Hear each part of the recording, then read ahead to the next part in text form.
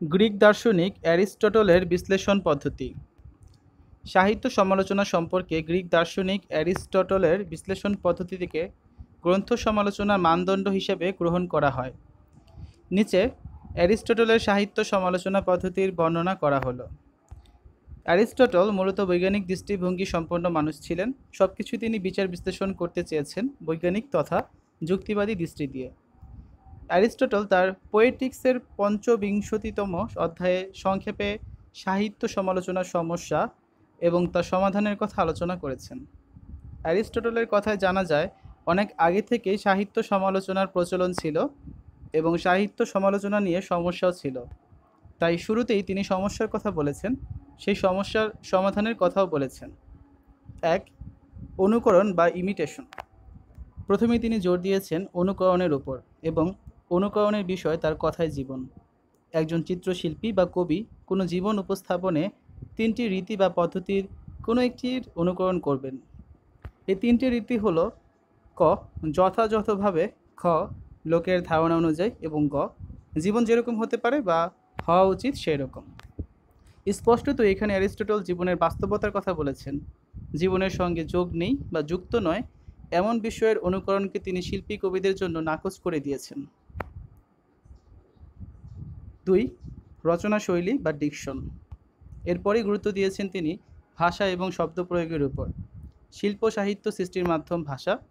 ভাষা ব্যবহারের ক্ষেত্রে তিনি দুটি বিষয়ের উপর বিশেষ গুরুত্ব দিয়েছেন। এগুলো হলো অপরিচিত শব্দ ও রূপকের ব্যবহার এবং ভাষার পরিমার্জন ও রূপান্তর। তিনি স্পষ্টতই বলেছেন এই ধরনের শব্দ ব্যবহারের জন্য প্রয়োজন যোগ্যতা সম্পন্ন কবি সাহিত্যিকদের। গতানুগতিক বা সাধারণ লেখকেরা, বিশেষ করে যারা কোনো কিছুর সঙ্গে অন্য কোনো কিছুর সাদৃশ্য অনুধাবনে যথেষ্ট ক্ষমতার অধিকারী নন, তারা রূপকের সার্থক ব্যবহার করতে পারবেন না। আবার এমন অপরিচিত বা ধার করা শব্দের ব্যবহার বা মিশ্রণ এরকমভাবে হবে না যাতে বিষয়টি তার মূল স্থান থেকে সরে যায়। তাই তিনি গুরুত্ব দিয়েছেন বিষয়টিকে যথাযথ রেখে শব্দের সম্ভাব্য মিশ্রণের উপর। 3. সামঞ্জস্যহীনতা বা ইনকনসিস্টেন্সি। কাব্যশিল্পের দুই রকম ত্রুটির কথা উল্লেখ করেছেন অ্যারিস্টটল। এগুলো হলো প্রত্যক্ষ বা মৌলিক আর আকস্মিক বা প্রাসঙ্গিক।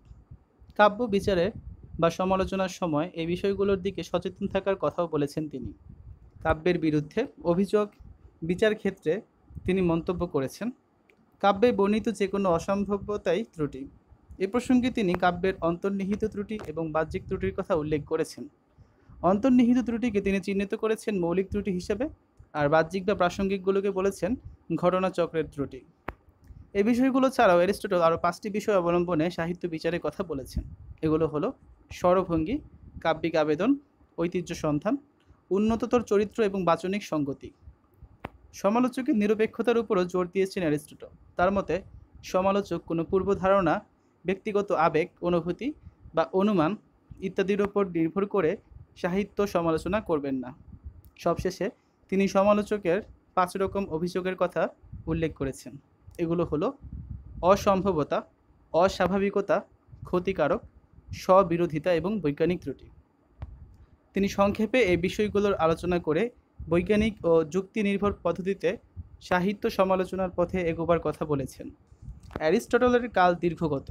কালের বিবর্তনে শিল্প সাহিত্য বিচারে নতুন নতুন পদ্ধতি এসেছে, উন্মোচিত হয়েছে নানা দিগন্ত।